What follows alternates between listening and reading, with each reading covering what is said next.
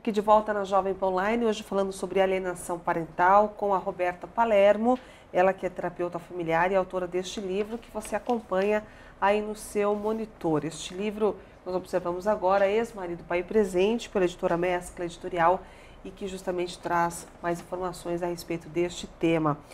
Roberta, nós fomos às ruas, ouvimos um pouco a opinião das pessoas a respeito dessa relação tão complicada muitas vezes, né, na qual a criança está inserida. Quero que você acompanhe as respostas e depois comente pra gente. Vamos lá? As maiores dificuldades é que as crianças ficam rebeldes, crescem sem o apoio da mãe, do pai. Com isso fica triste também. As dificuldades que as crianças têm hoje são bem menores do que há uns tempos atrás, porque elas se adaptaram ao novo modelo de família, que é a separação. A separação hoje é normal, tá certo? Apesar de que o número de casamentos estão aumentando, mas hoje as separações são consideradas normais. Vi que você se manifestou aí, Roberta. Por quê? Porque eu não acho que nós podemos dizer que uma separação é normal. É sempre muito cruel, é sempre muito triste, envolve muita frustração. Então nós não podemos simplesmente banalizar e pensar, não, se separar tudo bem, porque é muito comum, é muito normal. Não. Então assim, sim, hoje, nos dias de hoje, nós temos essa opção nos relacionamentos, podem chegar a um divórcio, mas não levar isso como uma coisa simples ou normal e que todo mundo vai levar na boa. Porque senão ninguém vai cuidar. Não vai cuidar de quem fica. Não vai cuidar da criança que precisa de uma atenção especial nesse momento. Ela não precisa ser tratada de maneira diferente, mas precisamos ficar de olho. A mulher, a mãe, ela pode estar magoada, ela pode ter um processo de tristeza. Então, se ela não estiver bem, como ela vai tratar essa criança? E o pai também sofre, ele perde a rotina do dia a dia, ele sai de casa, ele fica ausente no dia a dia da criança. Então, é fundamental que as pessoas levem uma separação muito a sério, como uma perda, como uma frustração, uma dor. Não pode ser assim levado tão numa simplicidade. E também lembrar que só vai dar problemas, porque é muito comum as pessoas falarem, ah não, vai dar problema, filhos de pais separados vai ser uma confusão. Não, se os pais estiverem organizados, se não colocar a culpa no outro para a criança, se um não falar mal do outro na frente da criança e para a criança vai aprender a viver dentro dessa nova realidade. É uma adaptação nova para todos precisam passar por esse processo, mas não achar que vai ser um problema automaticamente. Não, vamos lidar com o dia a dia e ver o que cada um pode fazer para amenizar, não só para a criança, como para o pai e para a mãe. Então, os familiares que estão próximos desse ex-casal, dessa criança, procurar observar, ver como eles estão se sentindo, porque é muito comum os familiares maternos apoiarem a mãe numa alienação parental. Acreditar sim que aquele pai não é adequado, que aquele pai é ruim. Não, vamos tomar cuidado. Não é bom a mãe dessa mãe, a avó materna, alertar a filha, olha, pera lá, a sua mágoa, você está deixando atrapalhar o relacionamento do seu filho com o pai dele. Então, isso tudo ajuda demais nessa hora, quando os familiares saem daquele cenário e olham de cima, olham de fora, sem compactuar com a mãe na maldade. Agora, quando essa separação passa pelo âmbito judicial, em que as visitas estão controladas, monitoradas, tal, essa situação tende a ser menos danosa para a criança ou acontece do mesmo jeito? Acontece do mesmo jeito. Uma coisa muito importante que principalmente o homem deve entender é que a partir do momento que existe um rompimento e existe uma criança, é fundamental fazer um documento de divórcio, com os dias de convivência e pagamento de pensão. Muitos casais acham que isso é ir para a justiça, brigar na justiça. Não, isso é um processo do mesmo jeito que é natural ir casar, é natural descasar e fazer esse documento. É muito básico.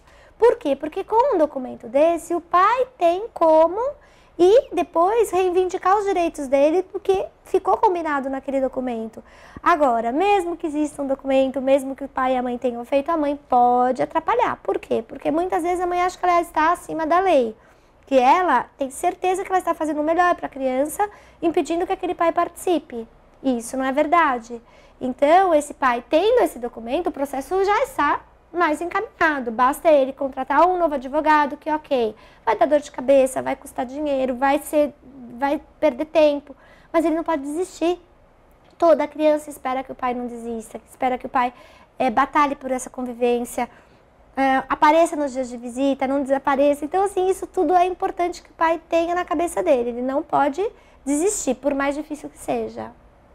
Agora, uma situação como essa, quando a mãe começa a dificultar um pouco, até por talvez uma mágoa, uma angústia, alguma coisa assim que tenha ficado, e o pai se sente incomodado, geralmente ele acaba cedendo à pressão da mulher? É comum ceder e aceitar as migalhas. É muito comum o pai seguir. E por isso que esse assunto é muito trazido pelas madrastas, porque você imagina... Porque do ponto de vista da outra família, vendo aquele pai desistindo.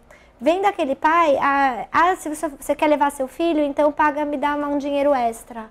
Você quer ver seu filho, então, sabe, sempre impondo coisas. E às vezes aquele pai fala, não, eu vou aceitar para não criar caso. Só que daí ele está perdido, porque quanto mais ele cede, mais ele vai ter que ceder e mais ela vai exigir e isso vai crescendo até que uma hora ele não aguenta mais. Daí ele vai tomar uma decisão de fazer alguma coisa certa. E isso já virou uma bola de neve enorme, já causou muitos transtornos para a criança, porque a criança não quer um pai banana que fica fazendo tudo errado como a mãe quer. O filho quer ver aquele pai batalhador, aquele pai que fala um não para aquela mãe quando ele percebe que é inadequado. O filho não admira um pai bobo. E esses pais acham que basta ter uma mãe bacana, ter uma mãe boa e que tudo bem, não precisa fazer mais nada. Achando que isso vai promover uma boa relação, né? Ele quer, não vou arrumar confusão. Arrume confusão.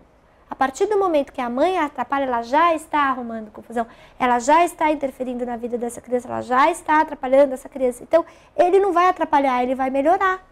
Vai dar trabalho, vai ter uma confusão ali, mas para acabar tudo bem depois. Então, ele pode deixar para lá.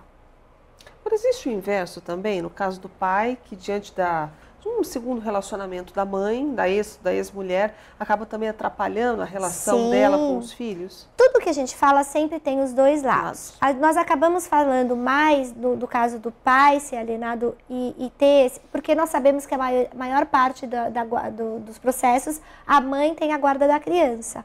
Mas acontece sempre dos dois lados. Está cheio de pai que atrapalha demais, que a criança fica com ele fala mal da mãe. Então, assim, existe os dois lados sempre.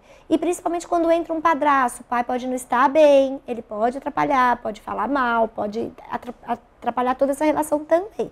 Então, sempre tem os dois lados. Mas o mais comum acaba sendo a mãe, principalmente porque, além de ter a guarda, nós temos, isso já melhorou bastante, o judiciário já está bem mais avançado, de tanto ter a divulgação de alienação parental. Hoje os juízes, os advogados estão bem mais espertos, mas nós temos uma questão social de que a mãe é muito boa, de que a mãe basta, de que a mãe é uma coitada, que o pai abandona, como se fosse uma coisa básica. Então, quando o pai vai lá reclamar, sempre ficam com o pé atrás. Se o pai abre um processo, esse processo pode demorar 2, 3 meses ou até anos para andar. A mãe abre um processo, na semana seguinte já está tudo andando.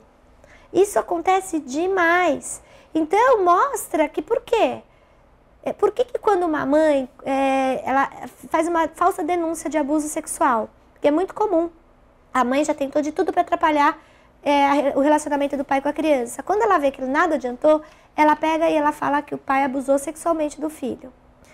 Automaticamente, a justiça, para proteger a criança até averiguar o que está acontecendo, corta a convivência da criança com esse pai, corta a pernoite, tem que ser monitorado esse pai porque alguma coisa está errada. Só que depois que esse processo acaba e nada é provado, a justiça não automaticamente pune essa mãe.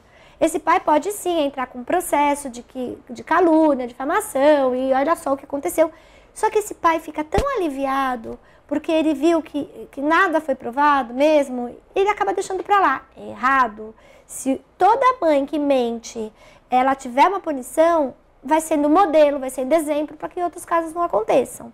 Mas a justiça poderia automaticamente puni-la. Como assim você vem fazer essa palhaçada no nosso judiciário? Né? Entendeu? Você veio aqui e fez essa palhaçada no nosso judiciário. Falsa paternidade. Então, acontece muito também. Aí vai descobrir ao longo do tempo que não era filho daquele pai, ela mentiu, ela sabia. Então, a mulher acaba manipulando muitas situações e o homem acaba deixando. Porque muitas vezes o homem fala, puxa vida, olha o que ela fez comigo, ela fez isso, ela fez... Gente, o pai, você deixou. Você viu o que ela estava fazendo e você permitiu. Então, assim, um recado muito grande que eu quero dar para os pais é: para de achar que vocês são vítimas dessa mãe do mal tão poderosa e vai batalhar para resolver o problema. Hoje nós estamos conversando com a Roberta Palermo, ela que recentemente escreveu este livro que você acompanha aí no seu monitor. Ex-marido, pai presente, dicas para não cair na armadilha da alienação parental. Se você quiser maiores detalhes a respeito da nossa convidada, você pode consultar este site que aparece aí no seu monitor, www.robertapalermo.com.br. No próximo bloco a gente volta a conversar com a nossa convidada, inclusive tirar algumas dúvidas dos nossos internautas também a respeito deste assunto. Até já.